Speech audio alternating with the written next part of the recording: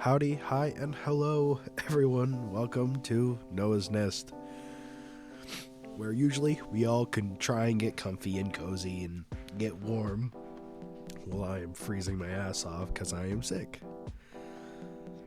But usually in Noah's Nest, I either talk about a TTRPG that I have acquired, do some character creations to be a little bit lazy, or talk about a topic that seems very interesting to me. And this one, I see online all the time about, in games, when is it okay to kill a player? In TTRPGs, it is very, very controversial. People don't like it, people do like it. Some people just want it to happen all the time. Other people just stay away from it 100% of the time.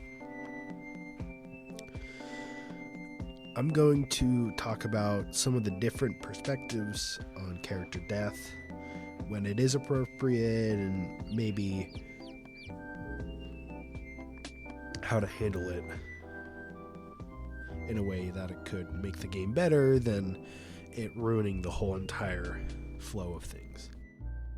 So, why is character death even a thing in TTRPGs?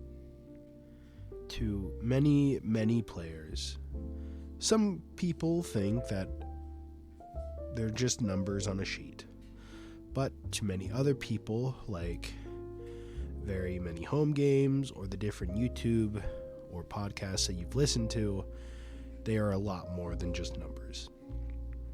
They have personalities, they have a story that you invested in, all the time and creativity you spent it on these characters, and when it dies, it just feels like a part of you has died with it, especially if it seems to be unfair. But also, with death being a part of it, it also adds risk, tension, and makes actual stakes to your adventure. Because if your players can't actually die in the game, then combat might seem meaningless, there isn't really any danger, and you're just going through life. Just doing maybe a story. So the main question isn't should characters die, it's when and how they should die. Different GMs handle death in their own way, and some GMs go brutally honest with the dice rolls. If you roll the dice and you roll a nat 1 a couple times, or you're in the wrong situation at the wrong time, shit happens. There's nothing that you can do about it with this GM. There's the narrative GM, where it has to be some type of meaning to the story. It wouldn't make any sense if it's a massive story and the character dies from falling off a tree or eating a poisonous mushroom that they picked and forgot to check. Next is the protective GM.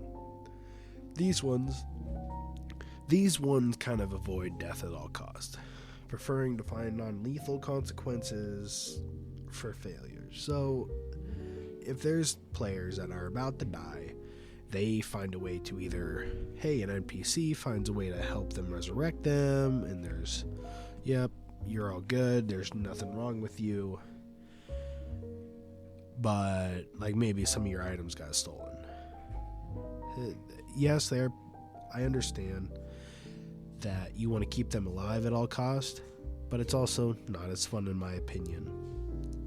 And the next one is the collaborative approach. GMs and players will work together to determine if a death is appropriate, or if a death is about to happen, they want it to be impactful rather than frustrating. Each of the different styles have their own strengths and weaknesses, which does depend on what kind of table you have. Now, when is it okay to kill a player? There are a few different scenarios, and I'm only going to go over a couple. First one is when players put themselves at risk. If you have a brutal GM, or it's pretty much if a player is going into battle and knowing that they are outnumbered or ignore all the warnings, death is going to happen. Your character is going to die because you either don't care or you just want to not listen to anyone's warnings. Number 2 is when the dice demand it. Some groups rely on entirety on dice rolls to decide fate, and if that's the case, then your time is up. Next is when it serves the story. If death would create a powerful moment in the story, being like a noble sacrifice or a shocking betrayal, it can add emotion, but it also might leave a more hurtful wound. 4 is when it is agreed upon. Sometimes players want their characters to die, and they either don't want to play them anymore or want to find a different route to change a character. Then you can talk to your GM and hopefully they will find their way around either killing them or finding them a better purpose. And lastly, in my opinion, is when it's a horror themed or a gritty game. The survival theme, like Call of Cthulhu or Those Dark Places, or Paranoia, or a couple of other TTRPGs, they are there to kill you. They are there to make you worried about doing anything and everything. Because one misstep, you could die and you will never return. Now, of course, not all deaths are good for the game, but there are times when death might be a bad idea. When a death might feel cheap or meaningless. Like I said earlier, if you end up doing this whole massive high fantasy campaign, but you end up just dying from jumping out of a tree or eating a mushroom that is poisonous that you didn't survival check, or you stepped on a crack and then 15 years of bad luck hit your character all at once, it will just make the character and the player feel cheated, like it was completely targeted and unfair. It could also be a bad idea when it ruins someone's fun. Now, yes, death is part of the game, but no one wants to feel that they wasted months of effort. If you happen to plan out a whole month or 2 of a game, but you knew that a character was going to die no matter what, without letting them know, you just ruined all the time they played the character, all the time that they put their heart, soul, and creativity into, because you wanted them to die before they even got to play the character. Another bad idea is when you're trying to use it as punishment. Killing a player to teach them a lesson usually backfires, obviously, or really ends poorly, because there are many, many stories on Reddit or on YouTube where they were targeted by the GM, and either they made the GM's life a living hell, or they just lost more and more players as the campaign went on because of how they were trying to punish more and more players. And one other bad idea is when it happens too often. If a character dies almost every single session or every couple of sessions, yes, there are campaigns that death is inevitable and it will happen over and over and over again. But if that's not what you set up at the very beginning of your game, it's going to make people stop caring about their investment to the game. So if all they know is that their new character is going to die within the next session or two, they'll either not put in, they will definitely not put in as much effort as they have before. They will become more lazy or dissociant to the game and either be on their phone or just don't want to play the game at all. Now, lastly, if a character death is going to happen, it's important to handle it in a way to keep players engaged and invested. There are some ways to soften the blow, where one of them, you can make it epic. You can find a last heroic stand, a meaningful final speech, or an emotional send-off, a sacrifice to save the rest of the party.